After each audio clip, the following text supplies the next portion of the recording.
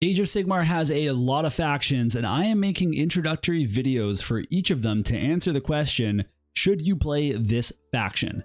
Today's video is going to be covering the Seraphon faction, and these lizardmen have absolutely stunning models ranging from the slight body skinks to the beefy saurus warriors to giant stegodons and flying pterodons. But don't get it twisted, because this is just a part of the faction, this physically powerful section, because the Seraphon are also one of the oldest races in existence, and their mighty Slann mages harness the power of the old ones to cast ancient magics. This army does it all, and it looks great doing it. So the plan for this video is to break down common questions about the faction, and where better to start than the playstyle of these lizardmen. As I referenced earlier, the Seraphon can be a physical force on the battlefield, but they can just as easily be built as a magic-based army with spellcasting as the focus. Likely the best call is to put your hands together and find a blend that works for you, but even when we look into these two styles, there are still many choices to make. On the physical side, you have infantry, many mounted options from light to heavy cavalry, and then there are the big dinos, or what we call in Age of Sigmar, monsters. Which direction you lean into will affect the different strengths of your army: power, durability, mobility, number of units. These are all things that you'll have to trade off when you make the decision about how many models you select and how you compose your actual force. One of the things you cannot do as a Seraphon player is to build a big shooting list. There is shooting in Seraphon, don't get me wrong, it's just not a focus for the army. So let's take a look at some of the Seraphon models that you can include, specifically on the physical side of things, so you can see what I mean. In terms of infantry, the Seraphon have the beefy saurus warriors and guard. These are formidable infantry that lean more towards the elite side of stats, with a little bit more HP and some pretty good attacking stats. We also have the Skinks and the Hunters of Huanchi, which are fast but weak. They don't cost a lot of points, and they won't be winning many battles for you, but they will, however, help you score some battle tactics and move all around the field to capture objectives. They also have synergy with lots of other Seraphon units, including the Kroxigor, which are these big crocodile-shaped creatures. These guys are heavy hitters, especially against other infantry. They come in groups of 3, so you'll lose a bit of table presence with them, but their job is to smash. There are so many choices for cavalry in Seraphon. We've got Skinks riding Raptidons, both melee and ranged, and these are your light cavalry choices. They're not going to be as powerful or as survivable as some of the units we're about to look at, but they have great mobility and a lot of synergy with the army, and can actually pack a pretty good punch. We also have Skinks riding what are essentially pterodactyls. These flying units are exceedingly mobile and can drop rocks on enemy units as they fly by. Seraphon also have heavy cavalry, and for more points, you're going to get more power and more survivability with Saurus riding big raptors or even mighty carnosaurs. These units have anti-monster abilities, and they can also send their mounts into a rage, becoming even more ferocious in combat. One theme within Seraphon, which is pretty cool, is that all the beasts in the factions can actually be pretty powerful and even buffed by faction ability. In other factions, it might be an afterthought that you could possibly do some damage with your horse's hooves after the rider has attacked. But in Seraphon, you might actually be looking most forward to when your mounts set their razor teeth and claws to work. Finally, for the physical units, we have the monsters that are in Seraphon, and you'll have options for big Bastillodons or Stegodons and even fire-breathing salamanders. These mega dinos are expensive. A single one will generally take up 1/8 of your army space, so if you take 2, that's already 1/4 of the units that you can bring.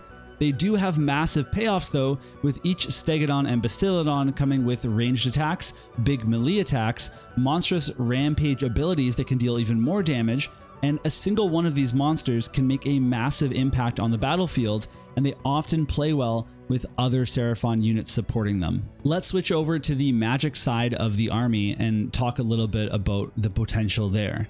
So lore-wise, Seraphon have some of the strongest, if not the outright most powerful wizards in the entire game.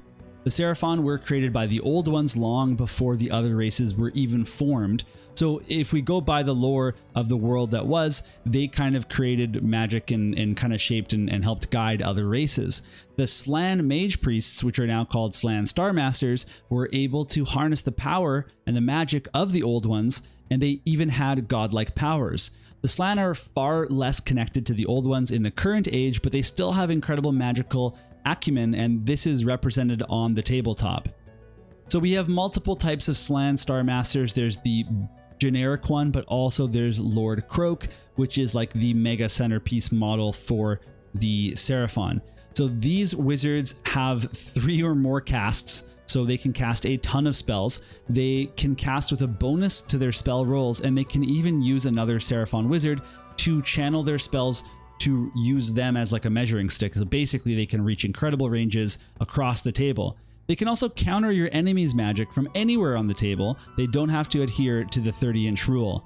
Seraphon are one of the only factions in the game with 2 spell lores to choose from, giving you a lot of different options when it comes to how you're actually going to sling your spells.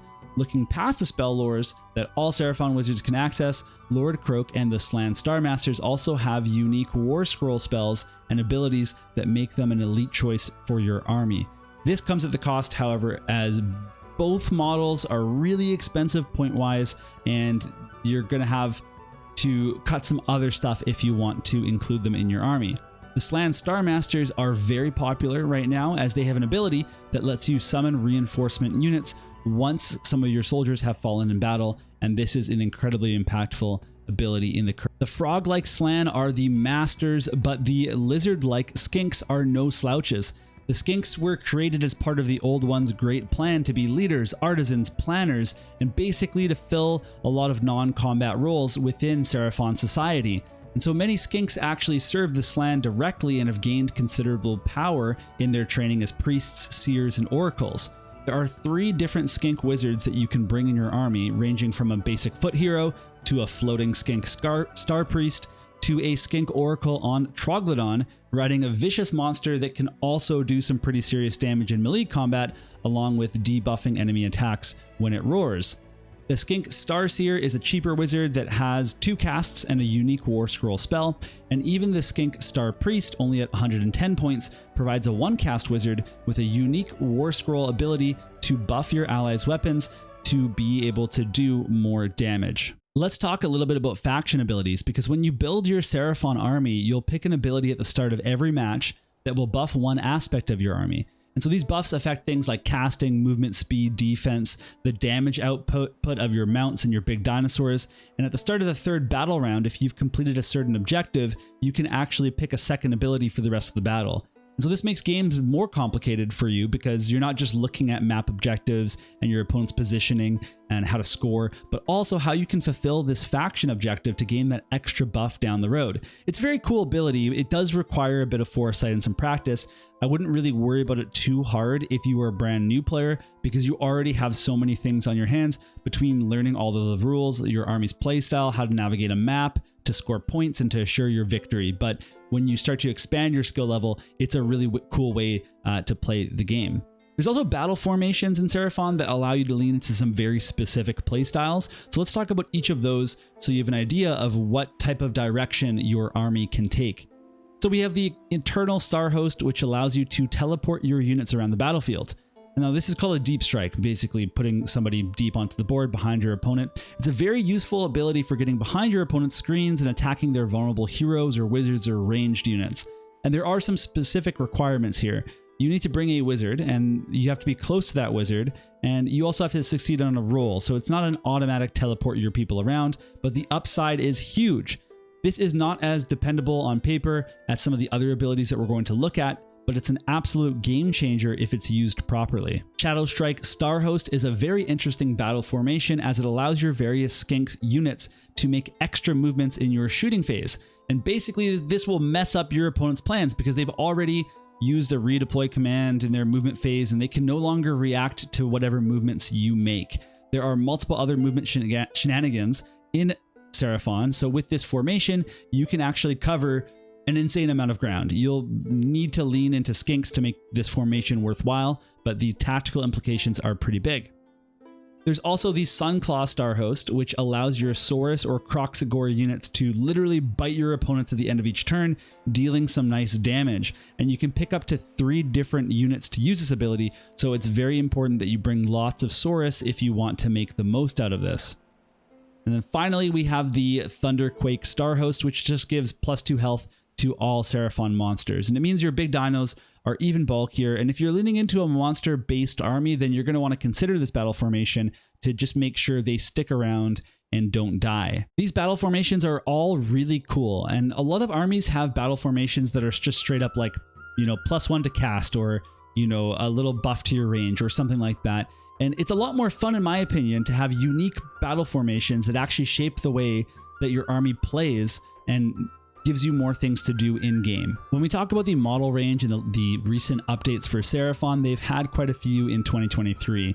The last time they got a box was in December 2023, so about a year ago. They had an army box back in April 2023, which contained a bunch of new sculpts and some new units and some updated versions of older favorites. The summer release had some new versions of old sculpts and then a ton of favorites that were brought back into the modern age and were updated. They also received that Christmas Battle Force in December 2023, and that release had a ton of great models, and it's a really good value if you can still find it today. Considering all of those releases were relatively recent, it is unlikely that Seraphon receive a 4th edition update before some of the other Order factions get one that, you know, have been waiting longer. Although you can never know for sure, they will totally go out of order and have gone out of order. If you're thinking, okay, I want to get the latest and greatest Seraphon thing, it's not likely to come soon. At the end of the day, the best thing you can pick up when you're going into a new faction is the Spearhead box. And the reason for this is because it has its own game mode, which you can play immediately. As soon as you build your models, you don't even have to paint them yet. You can start playing the Spearhead game and eventually build up to play bigger versions of Age of Sigmar. The Seraphon are one of the easier factions to paint because you can get away with doing less with these models. They don't have as many small details as, say, some of the humans or elves, and part of that is the fact that they don't really have a lot of clothing or much equipment to paint. You can paint their bodies in 1 to 2 colors, and the scales will pick up any shading, contrast paints, or dry brushing really, really well.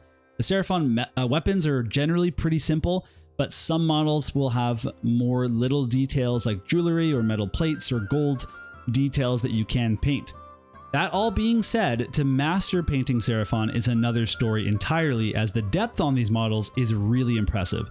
All in all, it is a safe choice of faction for a novice painter. When we talk about the army size for Seraphon, they're definitely trending to more towards the elite side of balance, and that means that they have higher cost units and less units in their army compared to, say, a Horde army, which has tons of low cost units. You have to paint tons and tons of groups of 10 or 20 miniatures at a time. Their infantry in Seraphon are a little bit more durable than your average elf or human. But that being said, they're not like Stormcast, Eternal, or Slaves to Darkness levels of elite. You're still going to be able to run pretty large armies with Seraphon, but they certainly don't have as high model counts as, say, like a Horde army like Skaven, or even think something like Cities of Sigmar. And you won't be painting lots of small models unless you specifically go into a very Skink heavy or even like a Saurus heavy army. But even then, your Saurus cavalry are units of 3 rather than units of 5 like other armies. Because Seraphon have some higher cost units, it can be easier to build an army with less purchases than another faction. That being said, if you lean heavily into Skinks and Sauruses, then you're going to have to buy tons of warriors and cavalry units to complete your forces. I took a look at some of these Seraphon lists that have been played in tournaments and have placed in the top 3 or 4 places, and I found that most Seraphon armies that I saw were between $700 to $800 US, and that's if you bought them off the GW website. You had no discounts, you didn't buy any used models, and there was no sorts of deals. So that's not a terrible price for a full 2k point army, but just so you know, we're talking in the $800 US range. The final thing I wanted to talk about are the army stats for Seraphon. So what does it look like when you're playing with a Seraphon army? And it depends on which direction you go in again, because you have these different kind of sub races within Seraphon. So for example, if you use Skinks, then you're going to have 8-inch moves, which is like a really big move, but you're going to have a 6-up save, which means you'll die pretty much all the time. You have a 4 to hit and a 4 to wound and 0 to 1 rend, so you're not dealing very much damage. If you look at Saurus, on the other hand, they have a 5-inch move, so that's like similar to a human. They have a 3 or a 4 to save, so much more durable than those skinks were. And they have a 3 to hit and to wound, so that is an elite stat right there. 3 to hit, 3 to wound, that's above 50% hit chance and wound chance for both of those rolls. They have 0 to 1 rend for the most part, unless their mount has a better rend, and so they don't really do as much damage. The companions that you're going to have, your mounts, your raptidons, your agrodons, etc., are going to have 10-inch moves or higher, so very mobile. They're going to be 4 ups to hit, so that's a 50% chance to hit somebody, but then 3 up to wound, and you get much higher rends available once you get into the companion and monster territory. And then finally, we have the monsters, the big dinosaurs, the stegodons, the bastillodons. They're going to have anywhere from 5-inch moves to 10-inch moves, and then 4 ups to hit again. Whenever you have these big things, they probably, they generally have a lower hit rate, but a very high 2 up to wound, so a very high wound rate. They also have higher rends available. And when you look at something like the Bastillodon, it actually has a 2-up save, which is going to be really hard to deal damage to unless you can do mortal wounds to it. Hopefully that's been enough information for you to decide whether Seraphon is the right faction for you. The army power levels change drastically with time, so I wouldn't really use that as a reason to get into a faction.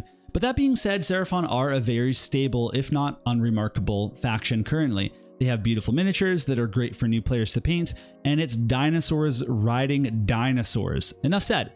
So let me know if you're going to be picking up some Seraphon miniatures, or if you already play Seraphon, and experienced players, feel free to share any details that I missed in the comments below.